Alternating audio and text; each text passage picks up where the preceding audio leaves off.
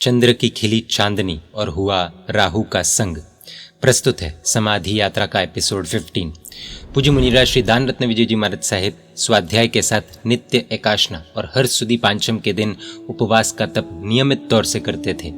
स्वाध्याय की मस्ती में मस्त रहने से दिन प्रतिदिन उनकी समझ और प्रज्ञा खिलने लगी थी। लेकिन जिस तरह चंद्र को चांदनी की शोभा के साथ राहु का उपद्रव होता है, उसी प्रकार मुनि श्री दान रत्न विजय जी महाराज साहब के मस्ती भरे संयम जीवन में भी रोग रूपी राहु का उपद्रव हुआ। ऐसे तो उनकी खुराक जरा कम हो गई थी, लेकिन कई दवाई उपचार करने पर भी कोई लाभ नहीं हुआ। एकाएक उनको भारी बदहजमी यानी कि अपच की शिकायत हुई। दिन में बार बार दस्त लगने लगे। इसके कारण हल्का खुराक ही ले पाते थे। कई दवाई कई उपचार करने पर भी इस समस्या का कोई समाधान नहीं हुआ। इस परिस्थिति में भी उनका न्याय का अध्ययन जारी था। गुरुदेव ने उन्हें एकाशना छुड़वाकर नवकारसी का पचखंड करवाया। तकलीफ होने के बावजूद स्वाध्याय का रस वैसा का वैसा ही रहा और उत्साह के साथ अध्ययन में आगे बढ़े।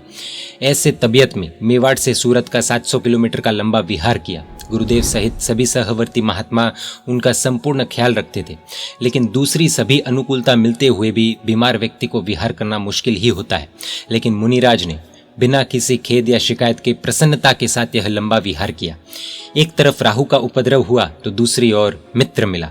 उनके संस्कृत बुक के विद्या गुरु मुनि श्री हिरण्य रत्न विजय जी महाराज साहिब उनकी ऐसी तबीयत में उनकी पूरी संभाल लेते थे। साये की तरह रहकर अंत समय तक 4 साल अखंड सेवा की है।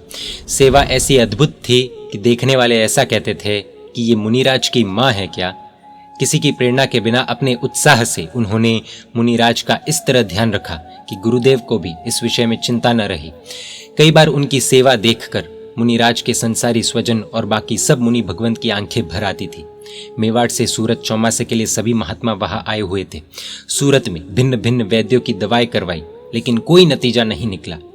भारी खुराक तो पचता ही नहीं था। हल्का खुराक भी परिमित मात्रा में ही ले सकते थे और वजन भी काफी उतर गया था।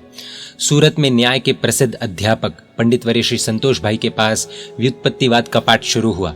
पंडित जी ने एक बार मुनिराज से कहा कि महाराज साहेब, आपका शरीर ऐसा क्यों है। मुनिराज ने कहा, मैं थोड़ा बीमार हूं इसलिए। पंडित जी ने कहा, लेकिन दिमाग तो आपका बहुत ठीक चलता है।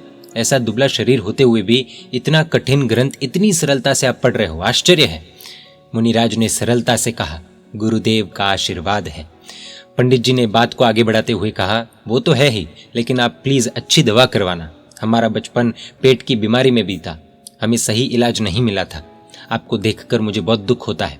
कुशल प्रज्ञा के कारण मुनिराज पंडित जी को बहुत प्रिय थे, इसलिए वे कई बार उनको तबीयत के समाचार पूछते थे, इलाज के लिए सलाह देते थे और अपनी चिंता भी व्यक्त करते थे।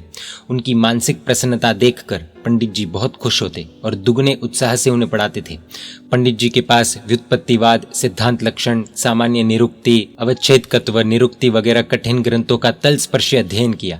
आज भी पंडित जी उनको याद करके द्रवित हो उठते हैं कि 20 साल के अध्ययन काल में बहुत सारे विद्यार्थी आए और गए, लेकिन मैंने इतना लगाव कभी किसी से महसूस नहीं किया, इतना आघात भी कभी नहीं लगा। बीमारी में भी मुनिराज की इतनी मानसिक प्रसन्नता थी, इसीलिए ही अंत में इतनी समाधि रही। परम पूज्य आचार्य भगवान श्री पद्म सुंदर सुरेश्वर जी महाराज साहब ने इनके बारे में क्या कहा था, देखिए।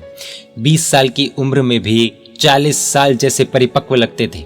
गुरु समर्पण भाव, साधु भगवंत की सेवा, वाकई मनुष्य भव का सार प्राप्त कर गए। साधु जीवन में त्याग तो है, लेकिन सहवर्ती महात्माओं का बहुत प्रेम मिलता है। तबीयत ठीक नहीं हो रही थी तो अन्य महात्माओं ने क्या किया, जानेंगे एपिसोड 16 में। परमात्मा के आगे विरुद्ध कुछ भी कहा हो तो मिच्छामि दुक्कडम। जय जिन शासन, जय महावीर।